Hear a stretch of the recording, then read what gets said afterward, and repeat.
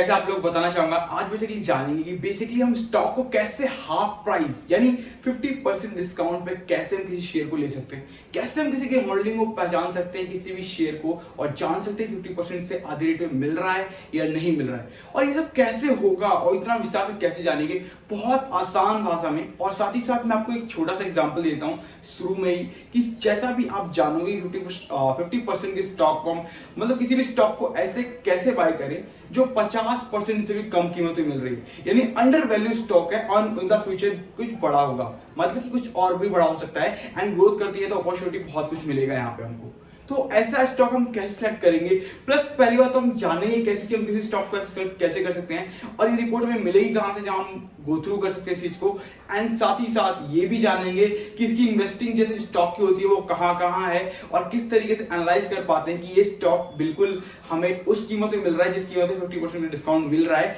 साथ ही साथ इसकी ग्रोथ की भी अपॉर्चुनिटी ज्यादा से ज्यादा है, कैसे सिलेक्ट होता है और कैसे समझते हैं, सारा सब कुछ बताऊंगा डिटेल्स बाय डिटेल्स। सिर्फ रिक्वेस्ट ये है कि आपको हमारे साथ वीडियो में लास्ट तक बने रहना है, साथ ही साथ आपको देखना है कि आपको क्या समझ में आता है क्या समझ में नहीं आता है और जो आपको समझ में ना भी आए तो आप बेझिझक आप कमेंट कर सकते हैं, मैं आपके लिए उस तरीके से वीडियो बना के लेके आऊंगा। साथ ही साथ आपको अगर कोई दिक्कत डाउट जो भी हो तो आप मुझे कमेंट ड्रॉप कर सकते हैं, मैं आपके कमेंट को रीड करता हूं, आपका जो भी कमेंट आएगा आई डेफिनेटली हेल्प यू, उस हिसाब से मैं आपको कमेंट भी करके बताऊंगा। राइट, कोई दिक्कत नहीं, चलते हैं स्टार्ट करते हैं और जानते हैं कि किसी भी स्टॉक को हम कैसे 50% से भी कम वैल्यू में हम एनालाइज करके इसको हैंड ओवर ले सकते हैं और किस तरीके से टेक ओवर करके एक अच्छे खासी अपॉर्चुनिटी के साथ हम उसके साथ ग्रो कर सकते हैं, प्लस अपने अमाउंट को कैसे इन्वेस्ट करके हम उसको कंपाउंडिंग इंटरेस्ट से ज्यादा हम बढ़ा सकते हैं। राइट, तो चलते स्टार्ट करते हैं। राइट, देखो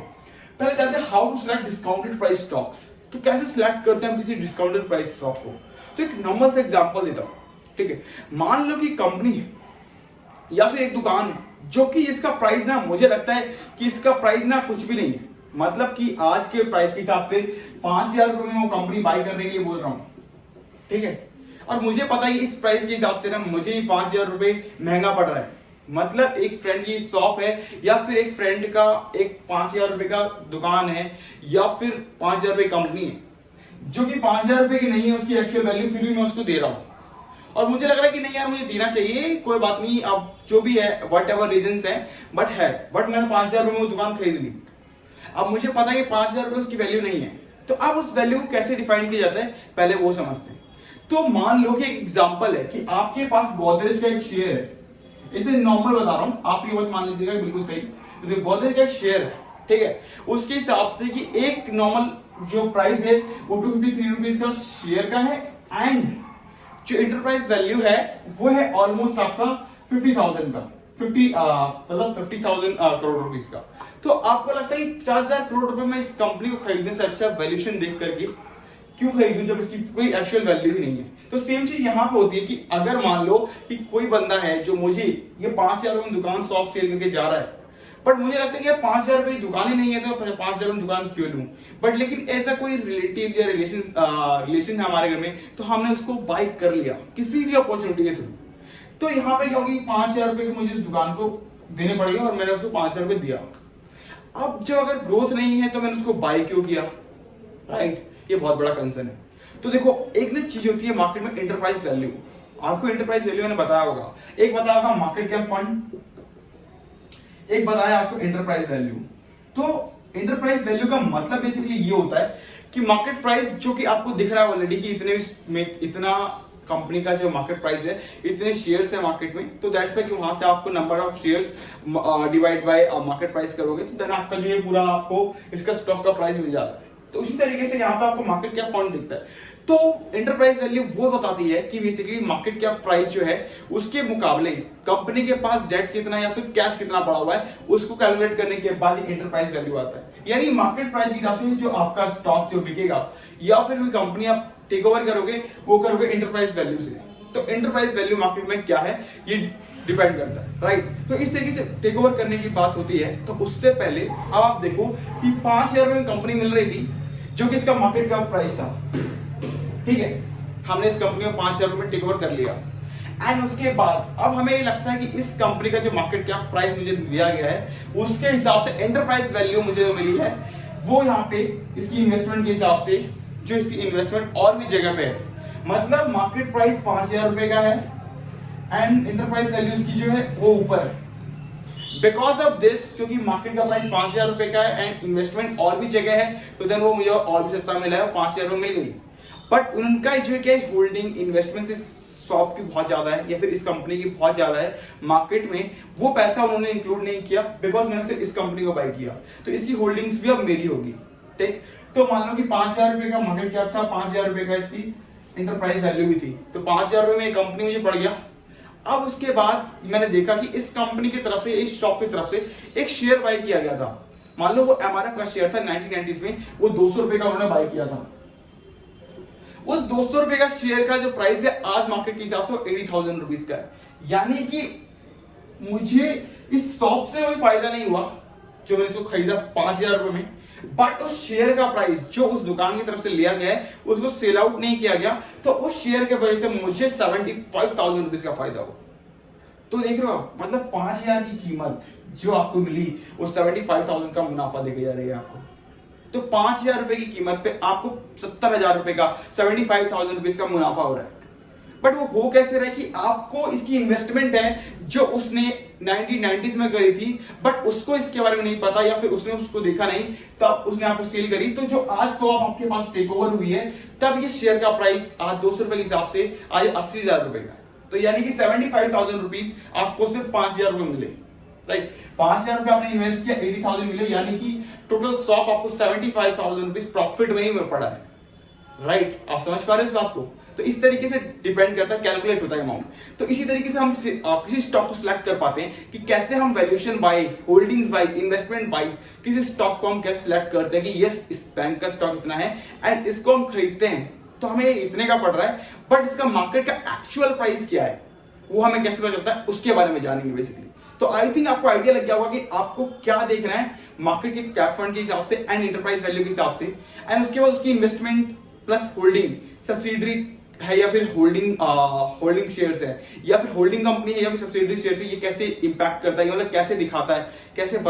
कैसा होता है और फिर कैसे आप इसको शो कर सकते हो। क्या नहीं जाना कि बेसिकली सब्सिडरी क्या है, होल्डिंग क्या है, उसके रिगार्डिंग में दोनों के बीच में अंतर जानना है, वो हम जानेंगे लास्ट में, ठीक है। तो अभी तक हम जान पाए कि किसी स्टॉक को बाय करते हैं तो बाय करने के बाद जो है वो क्या फंडा है, उसका किस तरीके से हम उसको एनालाइज करते हैं, ठीक। तो इस कंपनी का क्या था कि कंपनी 5,000 रुपए में पड़ी, बट उसकी कीमत एक्चुअल 5,000 रुपए की नहीं थी, बट मैंने किसी वट एवर रीजन से 5,000 रुपए दिए, बट इस कंपनी के पास 200 रुपए का एक एमआरएफ का शेयर खरीदा हुआ था जिसका एक्चुअल प्राइस 80,000 रुपीज है। तो करंटली मार्केट प्राइस है मुझे 75,000 का प्रॉफिट हुआ है उस स्टॉक को लेने के बाद या फिर उस कंपनी को लेने के बाद, ठीक है। अब इतना क्लियर है। तो एक स्टॉक देखते हैं। देखो अब यहाँ पे क्या है कि बजाज फाइनेंस, आपने नाम बहुत सुना होगा, ठीक है। तो बजाज फाइनेंस की ना अगर आप एनुअल रिपोर्ट उठाओगे, जाओगे डॉक्स फाइल में, तो आपको ये पड़ेगा ऑलमोस्ट अभी 4,000 रुपए का इसका स्टॉक प्राइस है,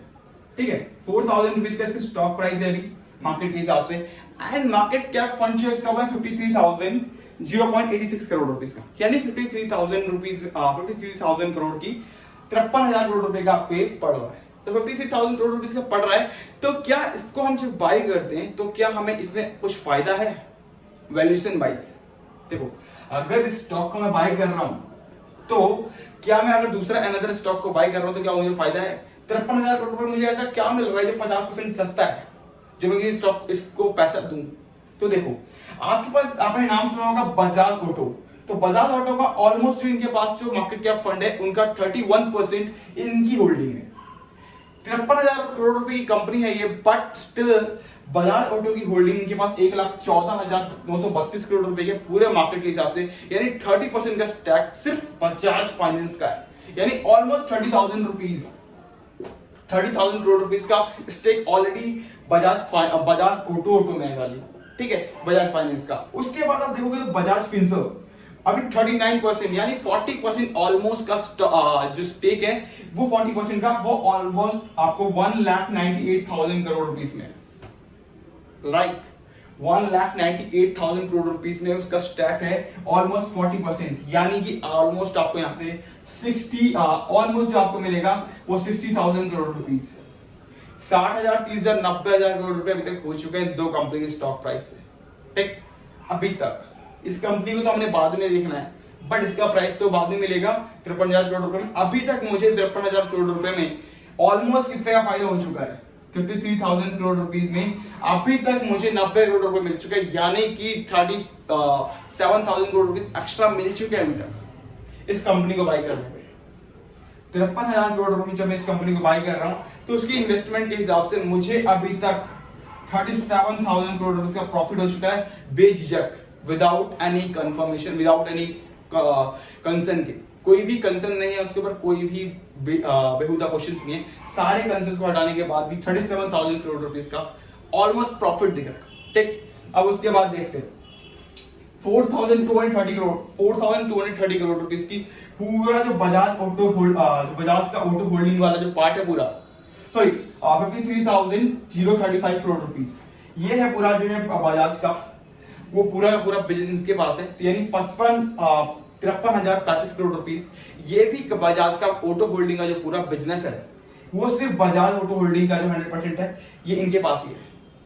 राइट। मतलब कि महाराष्ट्र वाला जो पूरा बिजनेस है वो पूरा ये इनके पास है 4,230 करोड़ रुपए, यानी कि 37,000 में 4,230 करोड़ रुपीस और प्लस करोगे तो ऑलमोस्ट 41,000 करोड़ रुपीस का बिजनेस ऑलमोस्ट मिल चुका है। प्लस 53,035 करोड़ रुपीस में से 24% का स्टेक इनके पास और है, यानी बजाज ऑटो होल्डिंग्स में से 53,000 करोड़ रुपए का स्टेक और भी है। तो यानी कि अगर आप उनका 24% निकालोगे 25% तो ऑलमोस्ट आ जाता है 15,000 करोड़ रुपीस। तो 41 प्लस में 15 यानी कि आपको मिलेगा ये ऑलमोस्ट 41 प्लस में 15 ये आपको आता है 56 करोड़ रुपीस का। ठीक, तो आपको 53,000 करोड़ रुपए मिला करके 56 करोड़ ये और 53,000 करोड़ रुपीस ये, आपको प्रॉफिट दिख रहा होगा कितना हो रहा है? 1,09,000 करोड़ रुपीस सिर्फ 53,000 करोड़ रुपीस से मिल रहा है। 53,000 करोड़ रुपीस मिला करके आपको 56,000 करोड़ रुपीस का फायदा हो रहा है। तो आपको ये कंपनी सिलेक्ट करना है या फिर कौन सी कंपनी सिलेक्ट करना है वो आपको पता होगा। ठीक है, आपको एक असेसमेंट है मेरी तरफ से कि आप ऐसी कंपनी को सिलेक्ट करेंगे, निकालेंगे 2 ऐसे स्टॉक निकाल के लाइएगा जो स्टॉक अपना इन्वेस्टमेंट कहीं और है बट कंपनी का मार्केट कैप और एंटरप्राइज वैल्यू कुछ और है, एंड मार्केट का शेयर प्राइस जितना भी हो XYZ, और उसके बाद स्टॉक की वैल्यूएशन ऐसी होनी चाहिए कि आने वाले टाइम पे वो ग्रो करे, एंड साथ ही साथ हम उस स्टॉक को ऐसे एनालाइज कर पाए कि इन द फ्यूचर ये कंपनी यहां से एग्जिट नहीं लेगी भी आने वाले 5 इयर्स तक, और लॉन्ग टर्म में इसका फायदा होगा। बिकॉज बजाज फाइनेंस अपने स्टॉक को यहां से इसलिए नहीं निकालेगी बिकॉज उन्हें पता है बजाज फिनसर अपने स्टॉक को लूज करेगी अपनी कंपनीज में, एंड साथ ही साथ अपने बजाज ऑटो वाले ग्रुप्स में भी लॉस करेगी, साथ ही साथ बजाज ऑटो होल्डिंग में जाएगा, प्लस महाराष्ट्र का जो पूरा बिजनेस होल्ड किया हुआ है वो भी जाएगा। तो इससे चाहिए वो नहीं होल्ड, वो अपना बिजनेस को नहीं निकालेगी बाहर, देन उसके बाद जो है वो स्टॉक का प्राइस साथ ही रहेगा। बिकॉज उनको पता है उन ग्रुप को कि इसके लिए वर्क करने के लिए हमें साथ चलना होगा, तो साथ चलना होगा तो उन्हें पता है कि जब बिजनेस ग्रो कर रहा है तो हम अपने पैसे को क्यों निकालें। ठीक है, तो एज ए प्रमोटर अगर 30% से 40% के ऊपर अगर किसी स्टॉक में आपके पास है, अगर प्रमोटर की वैल्यू है, मतलब प्रमोटर का हिस्सेदारी है, ज्यादा होल्डिंग है किसी भी स्टॉक में, तो आप इन्वेस्ट करने के लिए बिल्कुल माहिर होकर कर सकते हो। बिकॉज ऑफ दिस कि आपको पता होता है कि कंपनी और प्लस नहीं है, ठीक है, प्लस 30% से ऊपर का अगर उसमें है वैल्यू है, उनकी होल्डिंग है अपने प्रमोटर की, तो इन्वेस्ट करना बहुत आसान है और उस पर इन्वेस्ट करके हम ट्रस्ट कर सकते हैं और लॉन्ग टर्म के लिए सोच सकते हैं, राइट। ये तो सबसे बड़ा और सबसे नॉर्मल फंड है। तो नॉर्मल से आपको समझ में आ गया कि आपको 53,000 करोड़ रुपीस की वैल्यूएशन में आपको मिल रहा है ऑलमोस्ट 56,000 करोड़ रुपीस का मार्केट फंड। तो आपको डिसाइड करना है कि ये वैल्यूएशन है सब्सिडियरी है, आप इसको सब्सिडियरी नहीं कर सकते बिकॉज ये होल्डिंग कंपनी है कि इतने सारे कंपनीज को उसने होल्ड किया हुआ है। ठीक है, सो समटाइम्स केसेस में होल्डिंग है, समटाइम्स केसेस में सब्सिडियरी है, जैसे कि यहाँ पे 100% जिसका स्टेक है तो आप सब्सिडियरी है, बाकी के केस में होल्डिंग है कि उस कंपनी का इन्वेस्टमेंट सब बहुत सारी जगह पे, एंड साथ ही साथ ये कंपनी आपको सिर्फ मिली 53,000 करोड़ रुपीस में और आपका इन्वेस्टमेंट कितना 56,000 रुपीस का प्रॉफिट ऑलमोस्ट रख के आपको थालियां परोस के दे दिया गया कि 56,000 करोड़ रुपीस का आपका प्रॉफिट है 53,000 करोड़ रुपए इन्वेस्ट करने पे। तो आपको डिसाइड करना है कि अब आपको क्या डिसीजन लेना है। तो मार्केट में आए हो तो आप पहले समझो आपको वैल्यूएशन करना आना चाहिए स्टॉक का कि आपको वैल्यूएशन कैसे करना है किसी भी स्टॉक का, प्लस उसकी होल्डिंग कहां है और कितना है और कितने होल्डिंग्स में हम क्या करना है ये डिपेंड करता है। प्लस होल्डिंग के ऊपर वैल्यूएशन कर रहे हैं या फिर मार्केट कैप के ऊपर वैल्यूएशन कर रहे हैं या एंटरप्राइज वैल्यू के ऊपर कर रहे हैं या फिर मार्केट में क्या उसका प्राइस देख रहे हैं उसके ऊपर वैल्यूएशन कर रहे हैं, वो ये सारा सब कुछ डिसाइड करता है। इसलिए मैंने आपको कहा है कि आप पहले ओपन करो अपना एटलीस्ट एक लैपटॉप या फिर एक पेन पेपर उठाओ और उसके बाद स्टॉक के प्राइस लिखो। उसके बाद एक लिस्ट में निकाल करके प्राइस लिखने के बाद 2 कॉलम बना करके, एक तरफ कंपनी का नाम,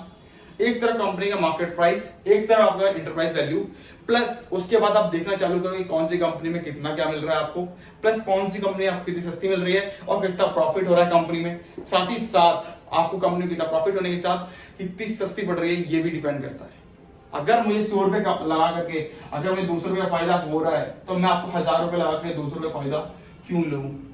ये आप पे डिपेंड करता है। तो आप एक 70,000 करोड़ रुपए की नाइका खरीदने से अच्छा बॉम्बे स्टॉक एक्सचेंज 10,000 करोड़ में खरीद सकते हैं। एक नॉर्मल सा एक वैल्यूएशन बता रहा हूँ, ठीक है। तो डिपेंड करता है आप पे कि आपको क्या करना है, किस तरीके से करना है, एक्शंस आपको लेने हैं, प्लस आपको अपने तरीके से एनालाइज करके आपको स्टॉक में इन्वेस्ट करना है। तो वीडियो अच्छी लगी तो लाइक कर लीजिए, शेयर कर लीजिए। Thank you so much guys, मिलते हैं नेक्स्ट वीडियो में, तब तक के लिए बाय बाय, जय हिंद जय भारत। एंड पेज को सब्सक्राइब नहीं किया है तो सब्सक्राइब कर लीजिएगा, जिससे कि आने वाले और भी वीडियोस आपको नोटिफिकेशन आ जाए, जिससे कि आप पहले आकर देख पाए और अपने नॉलेज को ग्रो कर पाए एंड साथ ही साथ लोगों तक शेयर कर पाए, जिससे कि लोगों को भी नॉलेज इंक्रीज हो पाए। Thank you so much guys, मिलते हैं नेक्स्ट वीडियो में, तब तक के लिए बाय बाय, जय हिंद।